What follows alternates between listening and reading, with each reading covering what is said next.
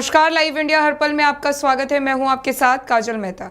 खबरों की शुरुआत करते हैं प्रधानमंत्री नरेंद्र मोदी से, जहां प्रधानमंत्री नरेंद्र मोदी ने तीसरी बार वाराणसी में नामांकन किया। बता दें, नामांकन से पहले 13 मई की शाम को प्रधानमंत्री नरेंद्र मोदी ने वाराणसी में रोड शो किया, जहां समर्थकों का भरपूर उत्साह देखने को मिला। वहीं आज यानी कि 14 मई को प्रधानमंत्री नरेंद्र मोदी ने वाराणसी से नामांकन दाखिल किया, जहां 4 प्रस्तावकों के साथ मुख्यमंत्री योगी आदित्यनाथ मौजूद रहे।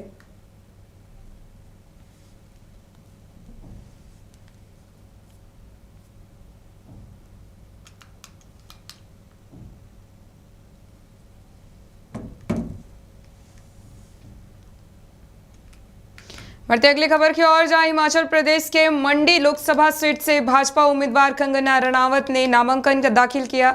बता दें, नामांकन दाखिल करने से पहले रोड शो किया, जहां समर्थकों ने जमकर नारेबाजी की। वहीं नामांकन के बाद कंगना रनावत ने बयान दिया। डाले क्या कुछ कहा उन्होंने, एक नजर।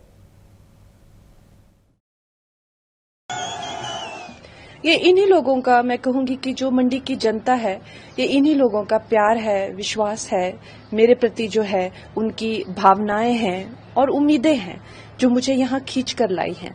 और महिला सशक्तिकरण को लेकर ये जो है, ये दौर जब इतिहास दोहराया जाएगा तो शायद एक स्वर्णिम काल जो है जिसे कहा जाएगा।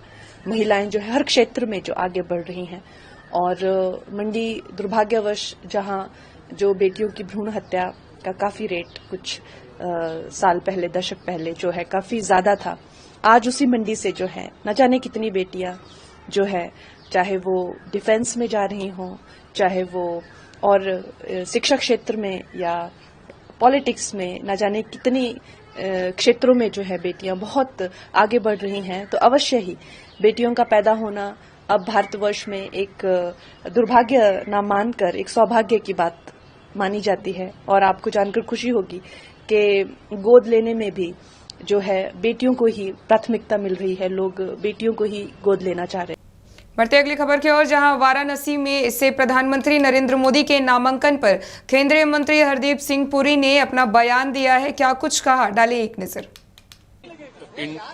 Bharat is the world's largest democracy. इस समय 97 करोड़ रजिस्टर्ड वोटर्स हैं। We are also the mother of democracies. So what you are seeing here is a festival. जो आज उत्साह है, माननीय प्रधानमंत्री जी ने अपना नॉमिनेशन पेपर भरा है, और तीसरी जो हमारी टर्म आने वाली है 4 जून को जो आंकड़े आएंगे, you are seeing the beginnings of that. Globally, we have moved from the 10th largest economy to the 5th largest economy. आने वाले 2-3 साल में हम अर्थव्यवस्था हमारी जो होगी विश्व भर में तीसरे स्थान पे आएगी, और हमारे जो विकास के आंकड़े हैं 2014 और 24 में आपने देखे, वो और तेजी गति शक्ति से आगे बढ़ेंगे। बढ़ते अगली खबर की ओर, जहां चंडीगढ़ लोकसभा सीट से कांग्रेस उम्मीदवार मनीष तिवारी ने लोकसभा चुनाव के लिए अपना नामांकन दाखिल किया है। जहां मनीष तिवारी ने नामांकन से पहले रोड शो किया, जहां समर्थकों का उत्साह देखने को मिला। देखिए।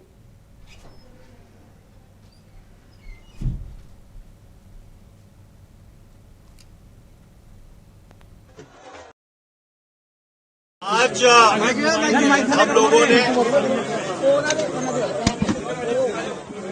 इंडिया अलायंस के कैंडिडेट के रूप में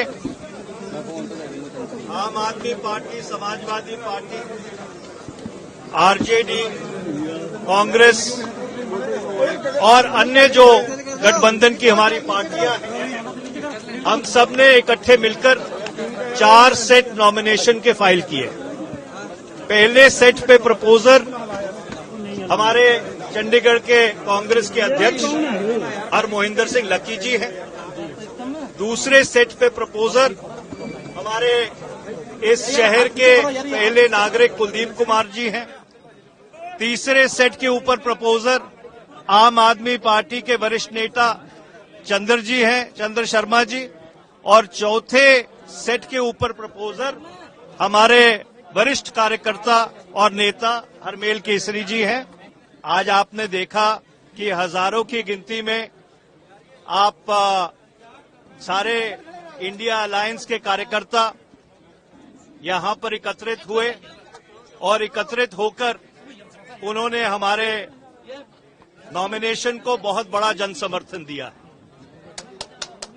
और ये इस बात का प्रतीक है कि इंडिया अलायंस जीत की ओर अग्रसर है और 4 जून 2024 को इस देश में एक नई सुबह होगी और चंडीगढ़ की भागीदारी उस नई सुबह में जरूर होगी। अगर 4 चरण के मतदान के बाद ये बात साफ है कि दक्षिण भारत में भारतीय जनता पार्टी साफ है, उत्तर भारत में हाफ है। ये 400 की बात करते हैं, इनकी 150 सीट नहीं आएगी। बढ़ते हैं अगली खबर की ओर, जहां गिरिडीह में प्रधानमंत्री का आगमन है। बता दें, कोडरमा लोकसभा और गिरिडीह लोकसभा के जनता को प्रधानमंत्री नरेंद्र मोदी संबोधित करेंगे। वहीं सभा स्थल पर लोगों का पहुंचना शुरू हो गया है। सुरक्षा के चाक चौबंद इंतजाम किए गए हैं। वहीं कोडरमा लोकसभा के बिरनी के पेशम में की गई संकल्प सभा का आयोजन है, जहां सभी जो है कोडरमा और गिरिडीह लोकसभा क्षेत्र के जो जनता है, समर्थक है, वहां पहुंचना शुरू हो चुके हैं और सुरक्षा के जो है चाक चौबंद इंतजामात किए गए हैं। इस वक्त आप तस्वीरों में देख पा रहे हैं, कोडरमा में जनसभा को संबोधित करेंगे प्रधानमंत्री नरेंद्र मोदी, जहां जनता का आना शुरू हो चुका है। समर्थक जो है वह पहुंचना शुरू कर चुके हैं और वहीं तैयारियां जो है वो काफ़ी ज़्यादा की गई है। सुरक्षा के भी चाक चौबंद इंतज़ाम है और जो जनता है, जो समर्थक है, पहुंच रहे हैं कोडरमा। बता दें आपको कि आज ही प्रधानमंत्री नरेंद्र मोदी ने वाराणसी से नामांकन किया है और वहीं आज ही उनका जनसभा भी है, जहां जनता का उन्हें प्यार मिलेगा। कोडरमा लोकसभा और गिरिडीह से जनता जो है वो पहुंच रही है और सुरक्षा भी पूरे तरीके से जो है चाक चौबंद इंतजामात हैं। उप मुख्यमंत्री व भाजपा नेता सुशील मोदी के निधन पर बिहार के उप मुख्यमंत्री विजय कुमार सिन्हा ने कहा कि उनके साथ 35-34 वर्ष काम कर चुके थे। उन्होंने उनके जाने का दुख जाहिर किया। देखें, हमारा तो आज 34-35 वर्ष से इनके साथ हम थे और राजनीतिक शुरुआत इन्हीं के नेतृत्व में हमने किया था और जितनी सरलता और शिष्टाचार के साथ ये लोगों को सुलभ थे, कार्यकर्ताओं का मनोबल बढ़ाते थे, अनुभव की किताब थे। हर क्षण पार्टी और सरकार के बीच समन्वय बनाने का और कार्यकर्ताओं के मनोबल को बढ़ाने का इनकी जो भूमिका रहती थी, आज भारतीय जनता पार्टी सत्ता और सरकार में आई, इनकी अहम भूमिका रही। बढ़ते अगली खबर की ओर, जहां बिहार के पूर्व उप मुख्यमंत्री और भाजपा नेता तारकिशोर प्रसाद ने बिहार के पूर्व उप मुख्यमंत्री व भाजपा नेता सुशील मोदी के निधन पर अपना बयान दिया है और साथ ही साथ दुख जाहिर की।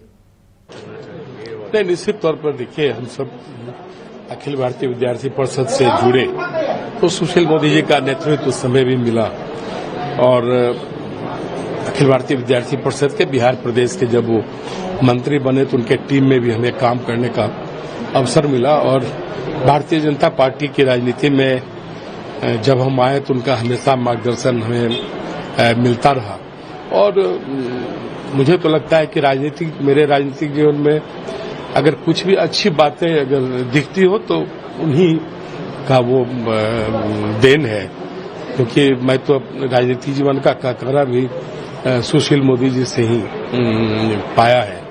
और सबसे जो बड़ी बात है कि बिहार की राजनीति में उन्होंने जिस प्रकार से अपनी पहचान बनाई और बिहार में जो सामाजिक ताना बाना है उसको बहुत बेहतर ढंग से वो समझते थे और उसी का परिणाम हुआ कि भारतीय जनता पार्टी में अन्य सभी हमारे बड़े नेताओं का योगदान है, तो उनकी भी एक बड़ी भूमिका है।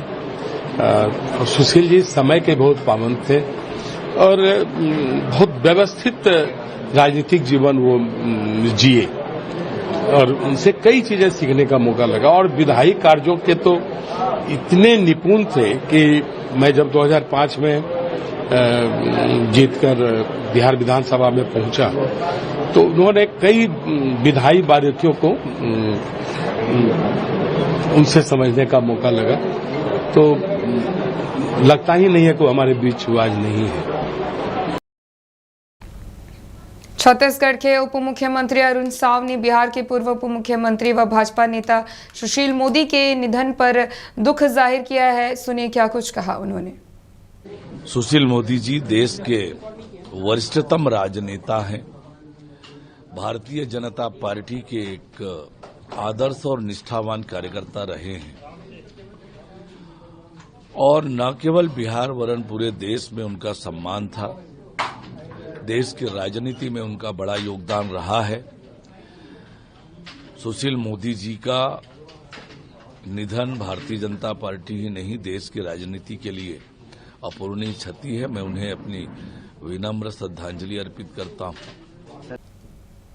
बढ़ते हैं अगली खबर की ओर, जहां भाजपा नेता सैयद शाहनवाज हुसैन ने बिहार के पूर्व उप मुख्यमंत्री व भाजपा नेता सुशील मोदी के निधन पर श्रद्धांजलि अर्पित की और साथ ही क्या कहा उन्होंने, डाले एक नजर। बिहार को क्षति है, बीजेपी को क्षति है, व्यक्तिगत तौर पर मुझे बहुत बड़ी क्षति है।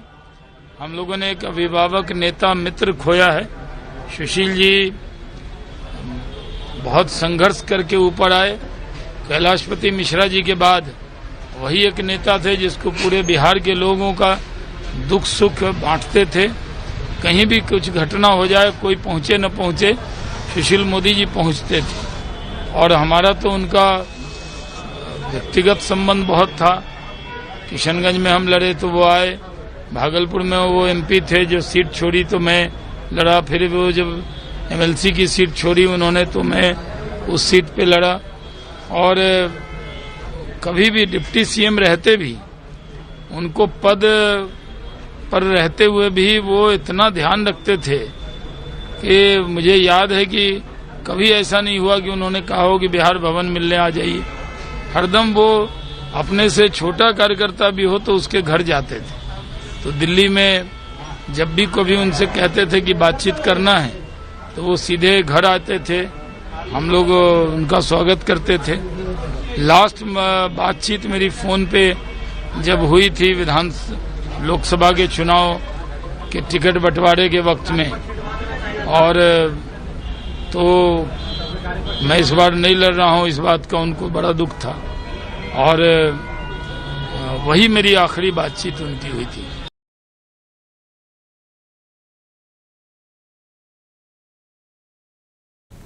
बढ़ते अगली खबर की ओर, जहां सुप्रीम कोर्ट ने योग गुरु बाबा रामदेव और आचार्य बालकृष्ण के मामले में व्यक्तिगत उपस्थिति से छूट दी है। वहीं सुप्रीम कोर्ट ने बाबा रामदेव और बालकृष्ण और अन्य के खिलाफ अवमानना याचिका पर अपना फैसला सुरक्षित रख लिया है।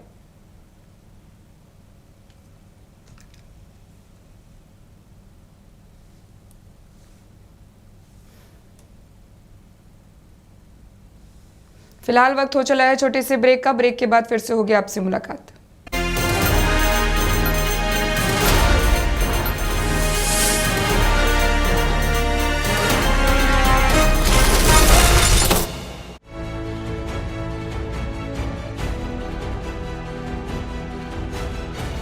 लोकतंत्र के महापर्व में मैंने निभाई अपनी जिम्मेदारी, अब आपकी बारी।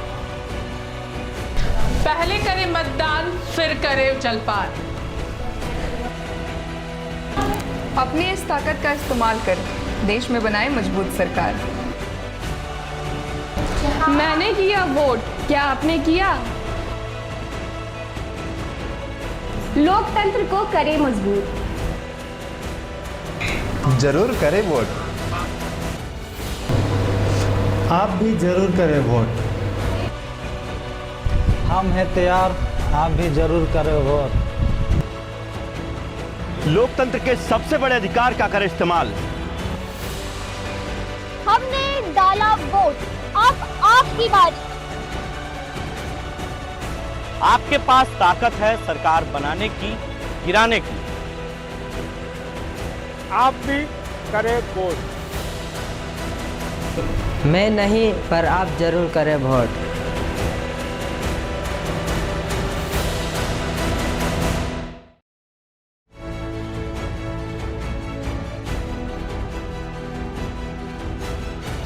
लोकतंत्र के महापर्व में मैंने निभाई अपनी जिम्मेदारी, अब आपकी बारी।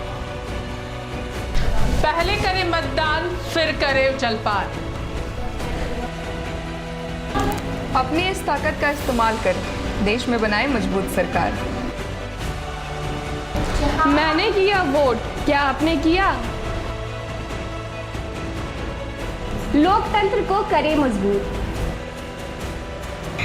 जरूर करें वोट। आप भी जरूर करें वोट। हम हैं तैयार, आप भी जरूर करें वोट। लोकतंत्र के सबसे बड़े अधिकार का करें इस्तेमाल। हमने डाला वोट, अब आपकी बारी। आपके पास ताकत है सरकार बनाने की, गिराने की। आप भी करें वोट। मैं नहीं, पर आप जरूर करें वोट।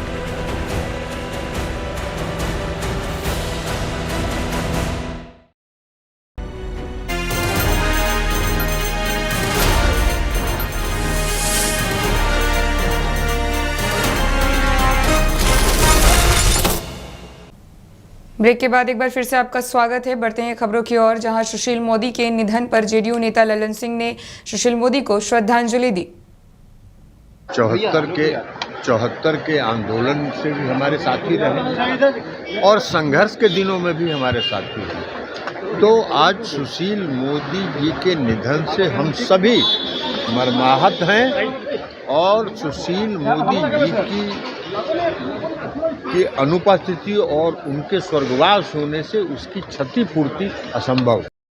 बढ़ते आगे, जहां चिराग पासवान ने कहा कि ऐसा हो जाएगा किसी ने सोचा नहीं था, कल्पना भी नहीं की जा सकती, इस तरीके की घटना घट सकती है। सुशील मोदी के मौत पर चिराग पासवान ने श्रद्धांजलि दी। ये बहुत ही दुर्भाग्यपूर्ण है और इतनी जल्दी ऐसा हो जाएगा इसकी कल्पना तक हम लोगों ने नहीं की थी।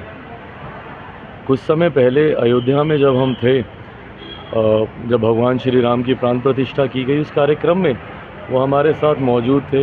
एयरपोर्ट पर लंबी घंटों तक हम लोग की बातचीत हुई, एक साथ हम लोग आए, बहुत पुरानी बातें, पापा के साथ की बातें, बहुत परिवार के साथ थे, बहुत सारी ऐसी बातें हम लोग के बीच हुई। और उस वक्त तक किसी को जानकारी भी नहीं थी कि वो किसी ऐसी बीमारी से वो ग्रस्त है। कुछ समय पूर्व जब ये जानकारी आई, पहले तो उसी पर ही हम लोग को विश्वास नहीं हुआ, और आज वो हम लोग के बीच नहीं है, इस बात की कल्पना तक करना इतना कठिन है। एक ऐसे व्यक्ति जिन्होंने इतना सादगी भरा जीवन उन्होंने हमेशा व्यतीत किया, रहन सहन खान पान पर हमेशा ध्यान देने वाले वो व्यक्ति, क्योंकि मुझे याद है मेरे नेता, मेरे पिता आदरणीय रामविलास पासवान जी के साथ एक सहयोगी, एक साथी की भूमिका में वो रहे। दोनों की एक जोड़ी अक्सर चुनाव प्रचार में एक साथ घूमती हुई हम लोग को देखने को मिलती थी। तो ऐसे में आज मेरे लिए ये दोहरी क्षति है, जहाँ एक तरफ मैंने अपने पिता को कुछ समय पहले खोया और उसके बाद जो अभिभावक की भूमिका में थे, आज उनका नहीं रहना यकीनन एक बहुत बड़ी क्षति। और मैं मानता हूँ युवा पीढ़ी, हम जैसे लोगों के लिए ख़ास तौर पर, हम लोग के आदर्श के समान वो रहे, एक प्रेरणा स्रोत रहे। आज की तारीख में जितना अध्ययन कर वो अपने विषयों को रखते थे, मुझे नहीं लगता कि कोई और नेता ऐसा है जो इतनी गंभीरता से अपनी जिम्मेदारियों को लेता हो। ना सिर्फ सत्ता पक्ष में जब वो रहे, इवन जब विपक्ष में भी वो रहते थे, जिस गंभीरता से वो तमाम विषयों की जानकारी उस पर अध्ययन कर रिसर्च कर आप सबके माध्यम से, मीडिया के माध्यम से जनता तक अपनी बातों को पहुंचाने का वो काम करते थे। सत्ता में जब रहे, सरकार की उपलब्धियों को, सरकार के कार्यों को, उसको गंभीरता से रखना। जब विपक्ष में रहे तो विपक्ष की उपलब्धियों, विपक्ष की खामियों को, उनकी कमियों को और पूरे डेटा के साथ, पूरे तथ्यों के साथ वो रखते थे। तो एक ऐसा व्यक्ति जिन्होंने इतना अध्ययन किया, ये हम जैसे युवा पीढ़ी के लिए वो हमेशा आदर्श रहेंगे, प्रेरणा के स्रोत रहेंगे। आज जब वो हम लोग के बीच नहीं है, मैं अपनी तरफ से, अपने परिवार की तरफ से, क्योंकि उनके साथ वो पारिवारिक संबंध हमेशा से रहे हैं, अपनी तरफ से, अपनी परिवार की तरफ से, मेरी पार्टी लोक जनशक्ति पार्टी रामविलास की तरफ से उनको भावभीनी श्रद्धांजलि। परिवार शब्द बहुत कम है, क्योंकि ऐसी दुख की घड़ी से परिवार जल्दी उभर नहीं पाता। मैंने खुद पिता को खोया, मैं समझ सकता हूँ, बट इस घड़ी में परिवार के साथ हम लोग मजबूती से खड़े हैं। बढ़ते हैं आगे, जहां गोपाल मंडल ने सुशील मोदी के निधन पर शोक जताया है। जदयू विधायक गोपाल मंडल ने सुशील मोदी के मौत को लेकर संवेदना व्यक्त की। भारतीय जनता पार्टी के प्रदेश में सुशील मोदी सीनियर लोग थे और इनके नेतृत्व में हम काम करते थे। ये हुए, चौबे जी हुए, संगठन मंत्री राठौड़ जी मर गए, जब भारतीय जनता पार्टी को परेशान नवगछम करता था, मैंने उस टाइम में प्रदेश अध्यक्ष कैलाशपति मिश्र जी, उनके मुताबिक मैंने काम किया। भारतीय जनता पार्टी को नवगछा और भागलपुर में भी सजाने का काम किया। ये हमारे सलाहकार थे, हमारे गुरुजी थे और इनको बहुत पसंद करते थे। ये निर्विवादित आदमी थे और आज कोई भी जगह पर चले जाएं, लेकिन इन्होंने बिहार के लिए, जब जंगल राज था, इन्होंने पूरा बिहार, संपूर्ण बिहार दौरा किया। इनके साथ भी हम थे और इनके निधन होने से हम दुखी हैं, पूरा बिहार वासी दुखी है। ऐसे लीडर गुजर गए। बढ़ते आगे, जहां राज्यसभा के उपसभापति हरिवंश नारायण सिंह ने बिहार के पूर्व उप मुख्यमंत्री व भाजपा नेता सुशील मोदी के निधन पर शोक जाहिर की है। सुशील मोदी जी का असामयिक जाना देश के उन करोड़ों करोड़ों लोगों के लिए निजी क्षति है जो देश में शुचिता की राजनीति चाहते हैं, मूल्यों की राजनीति चाहते हैं, जो नैतिकता की राजनीति के पक्षधर रहे हैं, जो भ्रष्टाचार के खिलाफ राजनीति करते रहे। मेरी निजी क्षति भी है, हमारी श्रद्धांजलि। मैं कहना चाहूंगा कि पिछले 5 दशकों से वो भारतीय राजनीति में थे। वो शायद विरले व्यक्ति थे जो चारों सदनों के सदस्य रहे थे, विधानसभा, बिहार विधानसभा, बिहार विधान परिषद, लोकसभा और राज्यसभा। वह 3 बार डिप्टी सीएम रहे बिहार के। लंबे समय तक वह वित्त मंत्री रहे बिहार के। देश के वित्त मंत्रियों का जो काउंसिल है, जीएसटी काउंसिल, उसके भी अध्यक्ष रहे। तो श्रेष्ठ विधायी काम करने वाले, यानी बेस्ट पार्लियामेंट्रियन। आप उनके डिबेट्स को निकाल कर देखें, क्या तैयारी करके वो आते थे, तथ्यों के साथ। उनकी तार्किक बातों का जवाब ढूंढना मुश्किल होता था। निजी तौर पर मैं उनके भाषणों को निकलवाता था पढ़ने के लिए। इतनी सूचना संपन्न तार्किक बातें होती थी। तो उद्भट विधायी काम करने वाले व्यक्ति के रूप में बेस्ट प्रशासनिक काम, जब वो वित्त मंत्री रहे, उप मुख्यमंत्री रहे, जीएसटी काउंसिल में रहे, तो बेस्ट एडमिनिस्ट्रेटिव वर्क। पार्लियामेंट में रहे तो जैसा मैंने कहा बेस्ट विधायी काम। और जब राजनीति में वो आए छात्र के रूप में, तो पिता का बिजनेस था वो छोड़ करके जयप्रकाश जी के आह्वान पर संपूर्ण क्रांति के आंदोलन में, भ्रष्टाचार के खिलाफ आंदोलन में वो कूदे।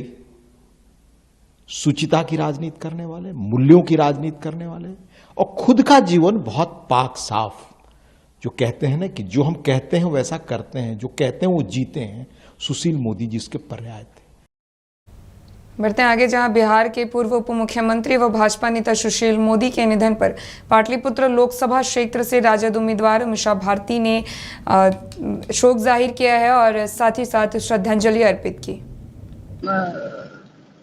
आदरणीय सुशील मोदी जी, कल रात उनका देहांत हो गया और ये देश के लिए, और क्योंकि राज्यसभा में वो थे और खास तौर पे बिहार से वो आते हैं और आंदोलन, जेपी मूवमेंट के समय से मेरे पिताजी के साथ भी रहे, कॉलेज में भी वो रहे वहाँ पे। और एक तरह से कहा जाए तो व्यक्तिगत क्षति है और राज्य के लिए भी बहुत मतलब दुखी सब उनके परिवार को भगवान सांत्वना दें और उनके परिवार के साथ हम लोग इस घड़ी में खड़े। बढ़ते आगे, जहां बिहार के पूर्व उप मुख्यमंत्री व भाजपा नेता सुशील मोदी के निधन पर केंद्रीय मंत्री व बेगूसराय लोकसभा सीट से भाजपा उम्मीदवार गिरिराज सिंह ने शोक जाहिर किया है। ठीक ही कहा मेरे मित्र ने कि वो जीवन के शुरुआती जीवन में, छात्र जीवन से लेकर के, छात्र आंदोलन से लेकर के वो राजनीति में एक सक्रिय भूमिका निभाते रहे। और जब भारतीय जनता पार्टी में आए उसके पहले उन्होंने राष्ट्रीयता के लिए विद्यार्थी परिषद, बड़े बड़े राष्ट्र को जागरण करने के लिए भी आंदोलन किया। बांग्लादेशी घुसपैठियों के खिलाफ तमाम जो हमारे नेपाल से जुड़े हुए, बांग्लादेश से जुड़े हुए उन सीमावर्ती जिलों में उन्होंने जन जागरण का काम किया। जब भी राष्ट्रीयता का सवाल हो या सामाजिक उत्पीड़न का, सुशील मोदी वहां सजग रहे। सुशील मोदी के निधन से सचमुच में केवल भाजपा परिवार नहीं, पूरा बिहार मर्माहत है। बढ़ते आगे, जहां बिहार के पूर्व उप मुख्यमंत्री व भाजपा नेता सुशील मोदी के निधन पर आंध्र प्रदेश के पूर्व मुख्यमंत्री और टीडीपी प्रमुख चंद्रबाबू नायडू ने शोक जाहिर किया है। क्या कुछ कहा उन्होंने, डाले एक नजर। express our condolence for his death. It is a sad incident, but sometimes destiny. फिलहाल इस वक्त मेरे साथ इस बुलेटिन में सिर्फ इतना ही।